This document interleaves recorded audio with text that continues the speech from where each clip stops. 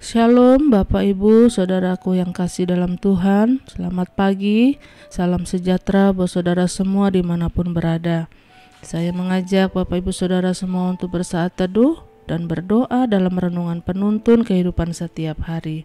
Kiranya damai sejahtera dan sukacita oleh Roh Kudus senantiasa melimpah dalam hati dan kehidupan kita semua. Tema penuntun kita hari ini adalah memiliki iman yang benar.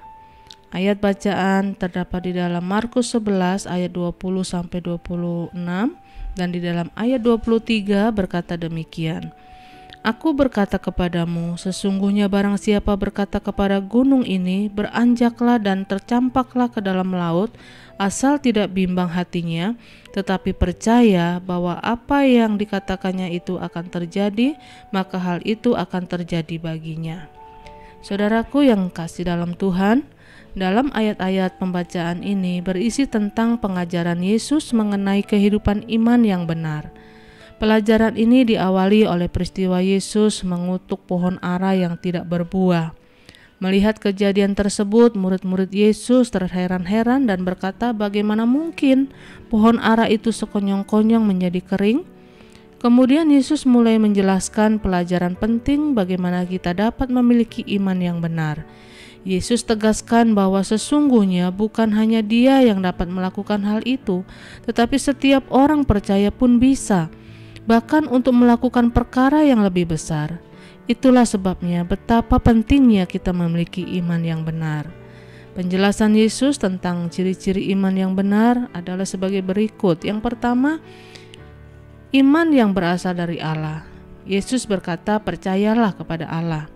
Kalau dalam bahasa aslinya sesungguhnya dikatakan miliki iman di dalam Allah. Ciri khas iman sejati yang pertama adalah iman yang dibangun oleh persekutuan yang kuat dengan Tuhan. Artinya iman yang dibangun berdasarkan hubungan yang karib dengan Tuhan, baik melalui doa maupun ketekunan merenungkan firman Tuhan. Sebab Alkitab mencatat iman timbul dari pendengaran dan pendengaran akan firman Tuhan. Yang kedua, iman yang teguh.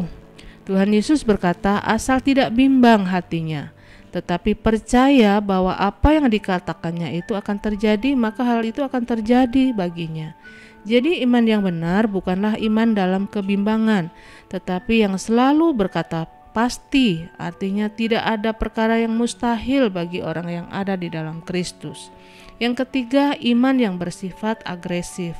Artinya selain memiliki iman yang hidup juga harus bergerak maju sampai pada akhir, yaitu sampai pada kedahsyatan Tuhan dinyatakan dan mujizat terjadi serta kemenangan dapat diraih. Dikatakan apa saja yang kamu minta dan doakan, percayalah bahwa kamu telah menerimanya, maka hal itu akan diberikan kepadamu. Inilah yang dimaksud dengan iman yang agresif. Dan yang keempat, iman yang dibangun di dalam kehidupan yang benar. Jika ada masalah terhadap sesama, harus segera diselesaikan dengan benar. Jika tidak, maka dikatakan Bapamu yang di surga pun tidak akan mengampunimu. Jadi dosa dan kejahatan adalah musuh iman kita, karena iman akhir dari kehidupan kita. Yang keempat, iman yang dibangun di dalam kehidupan yang benar. Jika ada masalah terhadap sesama, haruslah segera kita selesaikan dengan benar. Jika tidak, maka Alkitab mencatat Bapamu yang di surga pun tidak akan mengampunimu. Jadi dosa dan kejahatan adalah musuh iman kita, karena iman lahir dari kehidupan yang benar. Hidup Kristen tidak bisa bergerak tanpa disertai iman, karena sesungguhnya imanlah yang merupakan kekuatan untuk kita dapat meraih dan mengalami kuasa kasih Tuhan. Karena itu marilah kita membangun kehidupan iman yang benar, sehingga kita boleh berjalan dalam kemenangan. Amin. Mari kita berdoa. Bapa, pagi ini kami bersyukur untuk firman-Mu yang kembali mengingatkan kepada setiap kami bagaimana kami harus memiliki iman yang benar, bukan hanya sebagai orang Kristen yang biasa-biasa saja, tetapi kami memiliki iman yang teguh, iman yang benar, iman yang menguatkan banyak orang, sehingga hidup kami berdampak, hidup kami boleh menghasilkan buah bagi kemuliaan nama-Mu. Terima kasih Bapa, hanya di dalam nama Yesus kami berdoa. Haleluya. Amin. Kiranya berkat yang sempurna dari Allah Bapa kita, Kasih karunia dari Tuhan Yesus Kristus dan persekutuan yang indah dengan Roh Kudus menyertai kita semua dari sekarang ini dan sampai selama-lamanya.